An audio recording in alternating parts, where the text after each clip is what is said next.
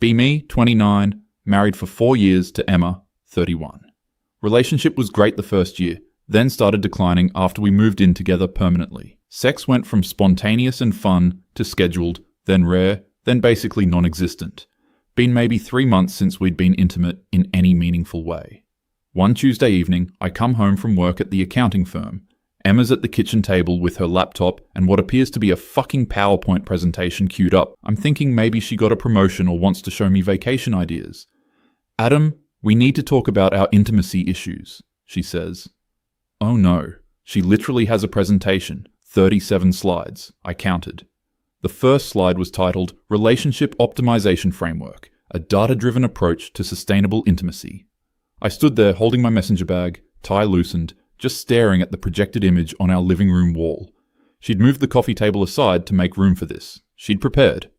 Emma, what is this? I've been reading a lot about emotional labor and consent frameworks, she said, clicking to the next slide. And I think the reason we're struggling is because we haven't established clear protocols and boundaries. Slide 2 was a Venn diagram showing his needs, her needs, and a tiny sliver in the middle labeled Mutually Acceptable Compromise Zone. My wife has made a Venn diagram about our sex life. She walks me through the entire presentation. There are charts. There are fucking graphs with trend lines. One shows intimacy frequency over time, with projections into Q3 and Q4. She's applying quarterly business planning to our marriage. Slide 15 was where it got really special. The Consent and Comfort Matrix, a 4-tier approval system. She explained it like she was presenting to the board of directors. So Tier 1 is green light activities. These require only verbal confirmation day of. Tier 2 is yellow light activities requiring 24-hour advance notice. Tier 3 needs 72-hour notice and a written confirmation via text or email. Tier 4 is currently suspended pending quarterly review. What's Tier 4? I asked, though I already knew. Penetrative intimacy, she said, not meeting my eyes. The research shows that women experience significant emotional labor during heterosexual encounters, and I need to ensure I'm in the right headspace, which requires adequate mental preparation time. She wants me to file a request form 72 hours in advance to have sex with my wife. But wait, there's more. Slide 21 introduced the performance feedback loop. After each intimate encounter, we'll both fill out a brief survey rating various aspects on a scale of 1 to 10. This data will help us identify problem areas and track improvement over time. She showed me the survey template, 20 questions, rating scales, a comment section at the bottom for areas of improvement. Emma, I said carefully, this seems clinical. That's the point, she said, and for the first time she showed some emotion, frustration. You don't just get to have access to my body whenever you want, Adam. That's patriarchal bullshit. This creates a framework where my autonomy is respected and we both have clear expectations.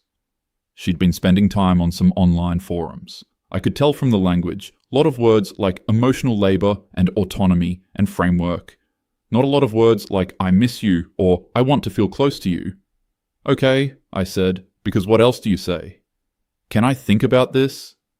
I've already created a shared Google Calendar for scheduling and a folder in Google Drive with all the documentation. I need you to review the relationship handbook by Friday and sign the acknowledgement form. There was a handbook, 43 pages. I read it that night in bed while Emma slept next to me. It included things like, intimate interactions must not be initiated within 2 hours of the participant having consumed alcohol to ensure clear-headed consent. All requests for physical affection must be verbalized clearly. Non-verbal cues will not be accepted as they create ambiguity. Rejection of intimate advances must be accepted immediately without questioning, negotiation, or visible disappointment. Participants must maintain separate self-care time of minimum 90 minutes daily to prevent codependency. That last part was new. We weren't supposed to spend more than a certain amount of time together per day now. My marriage has become a HR compliance manual. I signed the acknowledgement form. What choice did I have? She was my wife. If this is what she needed to feel comfortable, then I'd try it. Narrator's note, this was a mistake. The first week, I actually tried to make it work within the system. Tuesday night, feeling romantic after we'd had a nice dinner. Put my hand on her shoulder while we're watching TV. Adam, that's a Tier 2 touch. You need to request that 24 hours in advance. Remove hand immediately. Check the handbook later. Yes. Shoulder and back massage is indeed Tier 2. Tier 1 is limited to brief hugs under 5 seconds, hand-holding, and cheek kisses.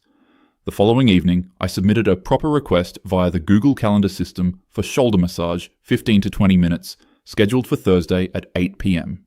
She declined it. No explanation, just declined.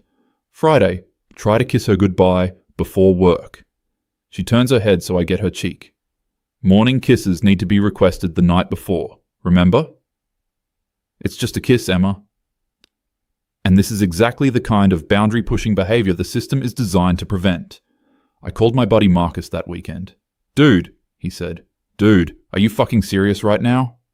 Dead serious. I have to submit a calendar invite to touch my own wife. That's not normal, man. That's not even in the same zip code as normal. She says it's about respecting her autonomy.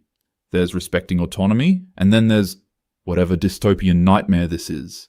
What are you gonna do? What am I gonna do? I'm gonna comply. I'm gonna comply so hard. I'm gonna comply so perfectly that she'll see how insane this is. Monday morning, I started my new approach. Emma came into the kitchen where I was making coffee. Morning, she said, and moved to hug me. I stepped back.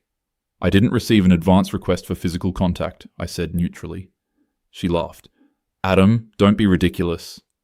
I'm not being ridiculous. I'm following the protocols we established. Spontaneous physical contact creates ambiguity around consent. I need you to submit a request through the proper channels.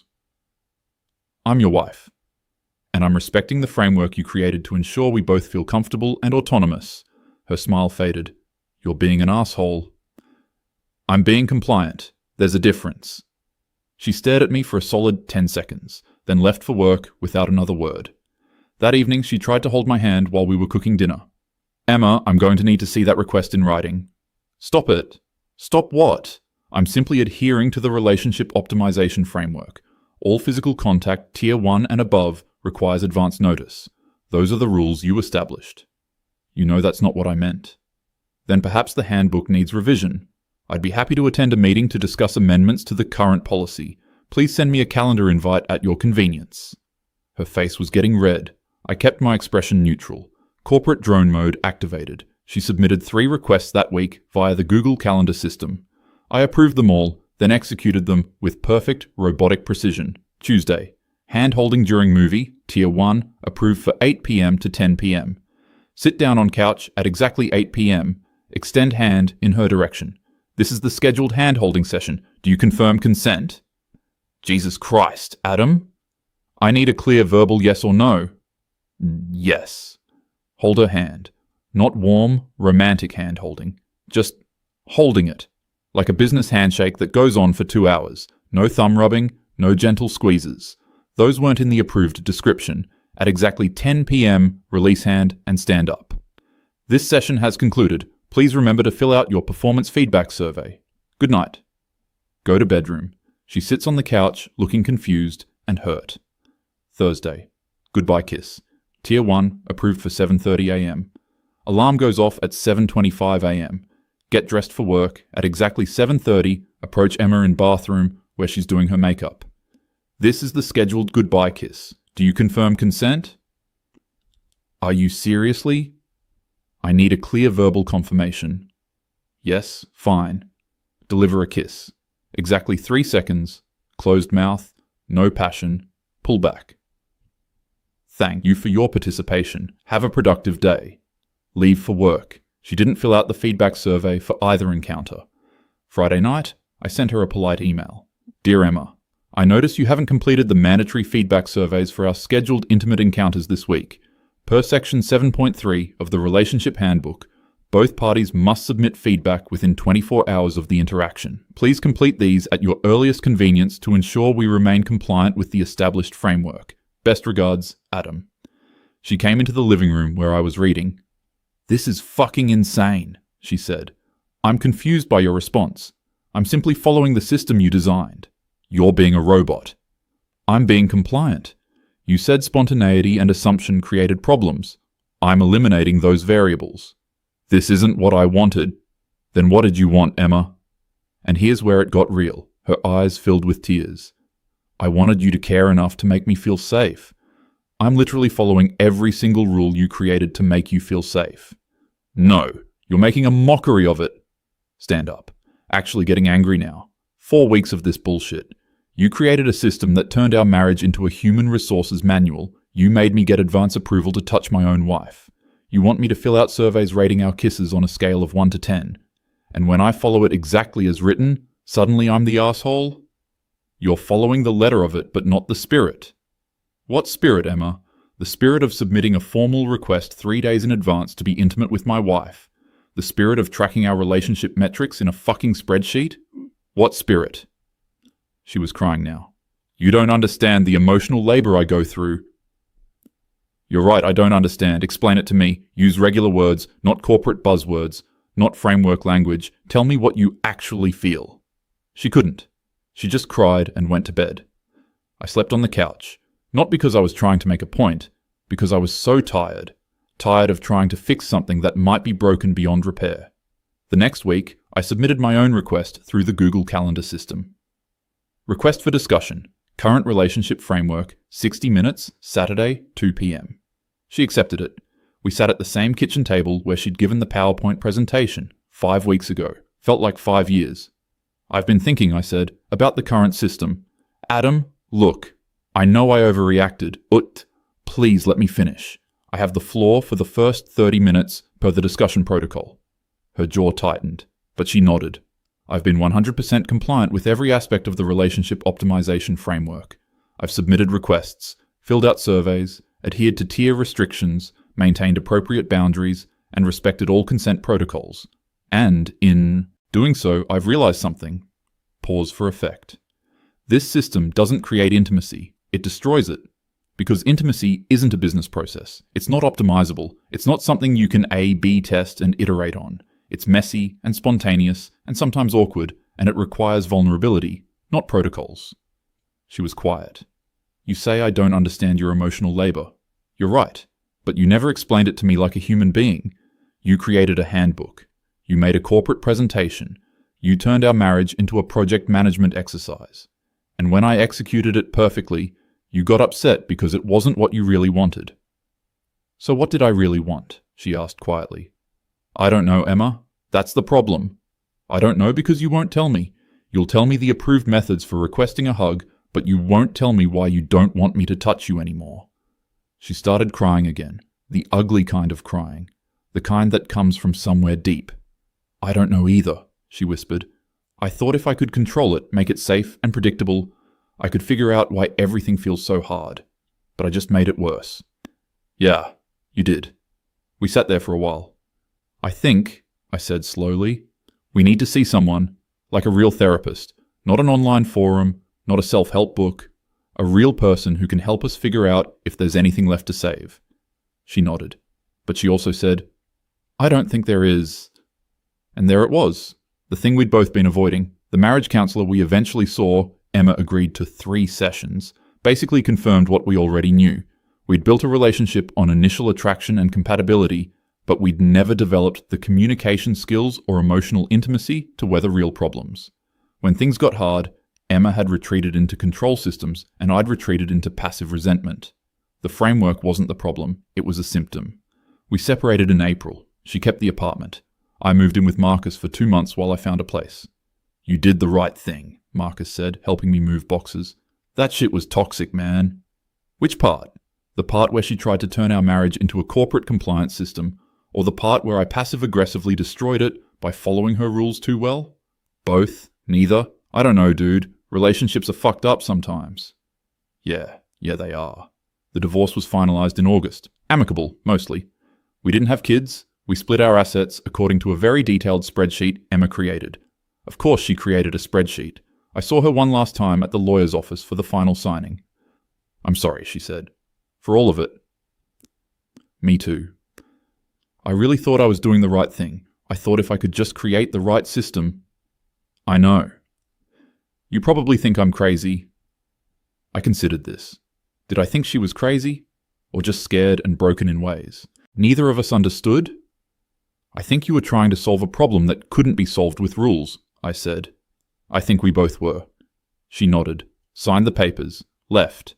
That was 9 months ago. I'm 30 now, dating someone new. Her name's Rachel, she's kind and funny, and when she wants to hold my hand, she just reaches for it. No requests, no frameworks, no surveys. It's fucking terrifying how simple it is. We were cooking dinner last week and she asked about my marriage. I told her the whole story. The PowerPoint, the handbook, the malicious compliance, everything. She was quiet for a moment, then said, "That's really sad." Which part? All of it. That she was so afraid of being vulnerable that she tried to automate intimacy. That you were so hurt, you weaponized her own system against her. That you both lost each other while trying to create a framework to stay together. And that's when I realized Rachel understood something fundamental. That the story wasn't funny. Even though I'd told it like it was. Even though the absurdity was real, it was just sad. Two people who couldn't figure out how to love each other. So they built a system instead.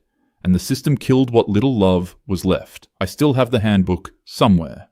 43 pages of desperate control disguised as feminist theory and boundary setting. Sometimes I think about burning it. Sometimes I think about keeping it as a reminder that you can't optimize your way out of human messiness. That intimacy without vulnerability is just a series of scheduled transactions. That sometimes the cruelest thing you can do is give someone exactly what they asked for. I'm emotionally healthy enough now to understand that we were both drowning. I can see that her framework was a life raft made of lead. I grabbed onto it anyway, because I didn't know what else to do.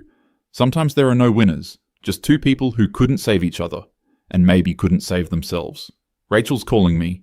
Dinner's ready, she made pasta, there's wine. There are no scheduled discussion periods or feedback surveys. There's just dinner. And somehow, that's enough. Gonna go now. Gonna have dinner with someone who doesn't need a framework to love me. Gonna try not to fuck this one up. Wish me luck, Anons.